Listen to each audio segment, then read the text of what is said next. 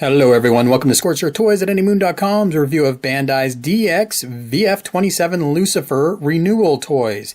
In particular, this is for the Grace/mass production version. This toy was a Tamashii website exclusive available in August of 2015 for 18,360 yen inclusive of tax. Inside the box you got a ton of great stuff. There's the toy itself, the gun, there's an extra Battroid head, a male pilot figure, there's a Grace pilot figure already in the cockpit, there's a translucent canopy cover, there's 3 pairs of hands, one of those is articulated, there's also another set of hands already included on the toy. There was a second tray which included the display stand as well as adapters for every mode, a crotch lock and a gun attachment piece. Then you also got instructions and stickers so you could decide if you were going to have a mass production version or a Grace commander unit. The included display stand is Bandai's standard fare. There's no points of articulation anywhere here. All it does is hold the toy up. It grips it well in the front so you don't have to worry about the toy sliding off. But that's all it really does. Now, a little nit here, the gun does tend to pop open on its own a little too easily. It does close fairly easily as well, but with some handling it might pop open again. Now the toy handles very well in fighter mode. It comes together incredibly stiffly. There's lots of pegs together, nothing falling down on me. There are articulated nozzles in the back. Right here and here, so those are good to see. Now I do have the mass production style head on the toy right now. There is the Grace head separately, and when we get to Battroid mode I'll go ahead and swap those out so you can see how that happens. I also have the clear canopy on the toy. We can open that up. It's kind of tough to get a fingernail in on it. There it goes. I can then remove the pilot figure and show you that this is actually a Grace style female pilot. So I've got the wrong pilot in there theoretically. So we can go ahead and grab the male pilot figure and put him in. And we could, if we want, go ahead and unpeg this right behind the canopy and open up the canopy again and remove it entirely and then replace it with the painted canopy. That's all it really takes. And then we would just go ahead and put our little peg behind the canopy back in. And there you go. Now we've swapped in what might be the more traditional VF27 canopy from Macross Frontier. Turning our attention to the bottom of the toy, I mentioned that there's a gun attachment piece. Here it is. And it's obviously a huge turnoff. Even more of a turnoff for me, since if I try to install mine, it usually just falls right out. So does not do a very good job. Did a little bit better of a job on my Brera toy. But the good news is that's what it would look like. I would obviously close everything up and then I could slide the grip of the gun into that piece. But mine will just fall right out if I try to do that. So the good news for me and everyone else who doesn't like additional pieces is that this toy comes with a little clip in the front that is more than sufficient for holding the gun in place. So there you go. Just that one clip will do fine. Now the problem is you can angle it a little bit without that rear attachment piece, but I have not had much of an issue with that. So I recommend just never using this piece at all. Now you do have integrated landing gears. They just pop open like so. And they are die cast with rubber wheels, although you could tell the detail work not exactly the best on those.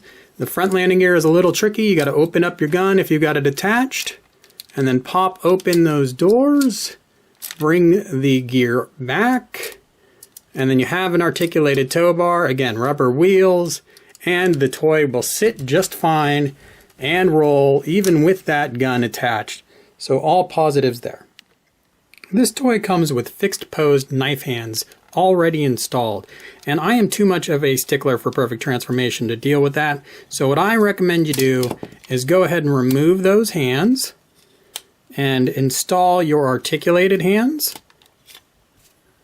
and then you never need to get those knife hand poses out again.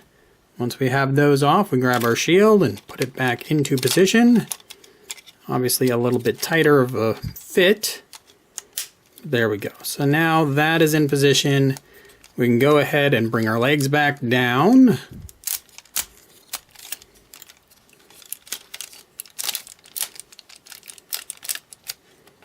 like so. Get the arms into position. Everything will fit. Might be a little skewed. There you go. Everything fits just fine. We can bring our wings back into position. And there you go. Now you never have to worry about those fixed pose hands again. Just go ahead, throw them back in the tray, and forget about them. I do have separate transformation videos and a original release to renewal release video that just chronicles all the differences between the mold. I highly encourage you to check that out. One last feature before we move on to Gwalk is that there are these intake covers which do pop free. Now, unfortunately, there's absolutely no detail behind them. It's just black in there. But I guess it's a neat detail to have. Primarily, the Lucifer was seen in space, so you just have those covered up anyways. But let's go ahead and continue on to Gwalk mode. Transformation to Gwalk mode is fairly fun and certainly intuitive. When you get here, you realize just how big that gun is. It's freaking massive. And it might cause problems drooping either at the arm, the elbow, or the wrist. So something to keep an eye on. You might have to babysit it. What the Gwalk mode does very well is get nice wide stance and a good sweep to the legs. Now that's something it does much better than the very original version of the VF27 toys. So the renewal version gets some pluses there. Now it doesn't handle the best, unfortunately. It's still a little loose and sloppy, and that only gets worse if you do something like grab some super parts from a Brera toy and throw those on. No, this toy doesn't come with super parts, but if you have an extra Brera lying around, you can go ahead and take his super parts and throw them on this toy. Although you'll note that the color scheme is definitely more appropriate for the maroon of the Brera toy. This is a good opportunity to discuss one of the big changes from the original release to the renewal version, and that's this piece right here that goes ahead and it stabilizes the back of the toy in Gwalk mode so it could support the weight of these super parts. Now you can see some other issues. The hip intakes are not latching into place very firmly, which is causing them to fall out in Gwalk mode, which is obviously no fun. So once I've got them back in place like this, I can go ahead and extend that arm forward and squeeze it in there. That keeps the back upright, but you can see there's also nothing supporting the wings and they kind of just flop around on you. So even though it's a renewal toy, the super parts and Gwalk mode do help show off quite a few places where it still needs improvement. In Gwalk mode, the display stand is just more of the same. You can take your toy, you can lift it up, you can plop it down. You're going to want to connect those front pieces just like you did in fighter mode.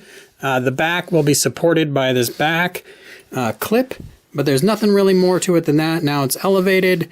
There's no articulation points again to the display stand, so you can just pose the toy without fear of it falling down now. This is Battroid mode, and definitely check out my transformation guide. Once you get here, you might want to have the gun in its expanded position, so you can go ahead, fish some fingernails in, and slide it open like you saw with the landing gears earlier. And then you can also pull this scope upward as well. And you can put it in the hand and fire away. Now there's also a crotch lock piece that this toy comes with, which is obviously a bit of a bummer to see for something that's allegedly a renewal toy. To install the crotch lock, you're going to want to take this peg here and put it into that slot there. Let's go ahead and do that. And then this gray peg here will then fit right on top of that. And that then locks the crotch in the outward position, which it's supposed to be fairly jutting forward in Battroid mode. And it's doing that. Without that, the legs are a little floppy and that crotch won't jut forward like it's supposed to. So that is definitely a bummer to see. There's also a gimmick with the shield where you can slide this piece forward, and then that gives you a little stabby piece in the front. Not much of a dagger, but you can do some stabbing that way. Alright, so far in this review I've had the mass production head on, and now we're going to go ahead and pop it off and replace it with the Grace head. That is much more easily said than done. It's kind of a scary debacle here, but to get this head off, I'm going to try to hold down on this plate here to keep it from coming too far up without pressing down on it to hopefully not scrape the paint underneath, while I just yank up on the head. And there you go, that is free. I also lost my shield and an intake cover, but that's all right.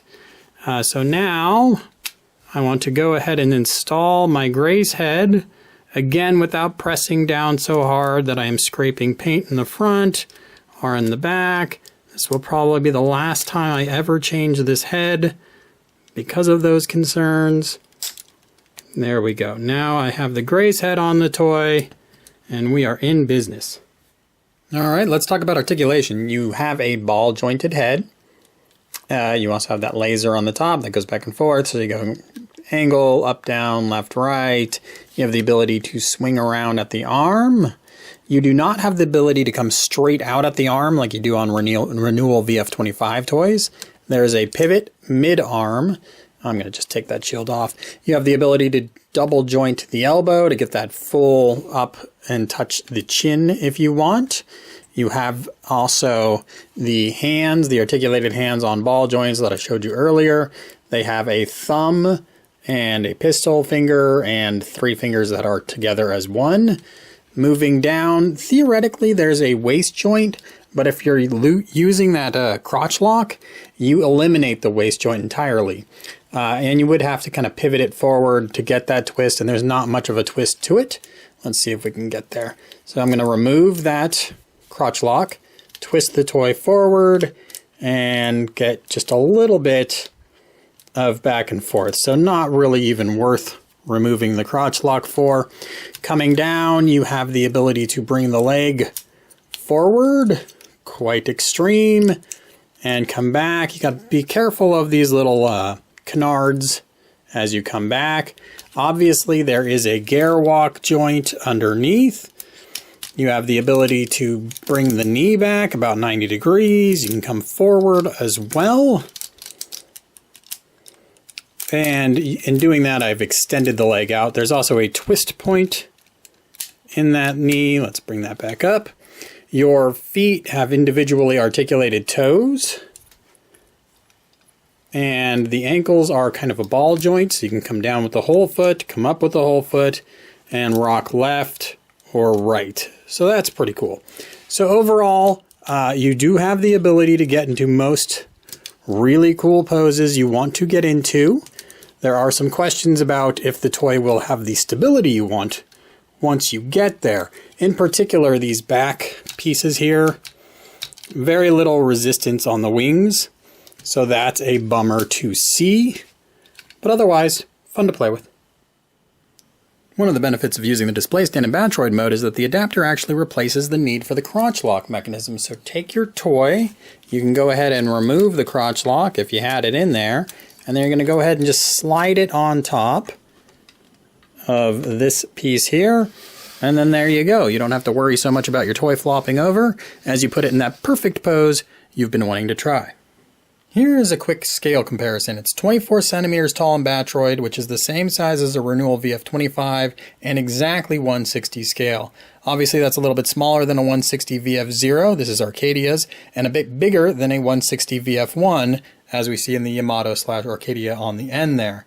In fighter mode, it's almost 32 centimeters, which again is about the same size as a Renewal VF25 toy, and is again 1/60 scale. So this isn't the best toy, but it's not a terrible one either. It does its best in fighter mode, as did the original release, and in fact this isn't really much of an improvement in fighter mode over the original release. So if you're looking to save some money and you just care about fighter mode, you can stick with the original release.